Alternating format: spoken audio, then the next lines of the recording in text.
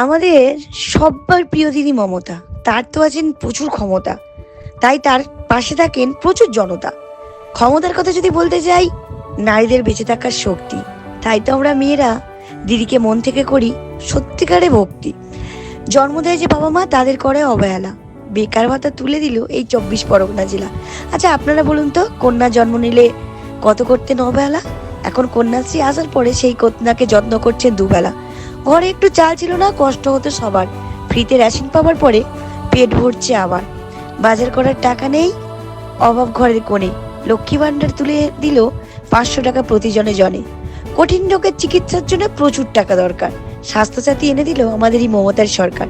পরীক্ষার আর 5 মিনিট ক্লাসে যেতে হতো লেটে, আমাদের মা তুলে দিলেন সাইকেলে পৌঁছতে স্কুলের গেটে। বিপক্ষ মানুষ তাও বলছে নাকি আমাদের পার্টির চোর। 500 টাকা তুলে নিয়ে নিজেদের চাহিদা মেটাচ্ছে। কেস দেবেন না প্লিজ, মুখে আবার কত বড় বড় জোর।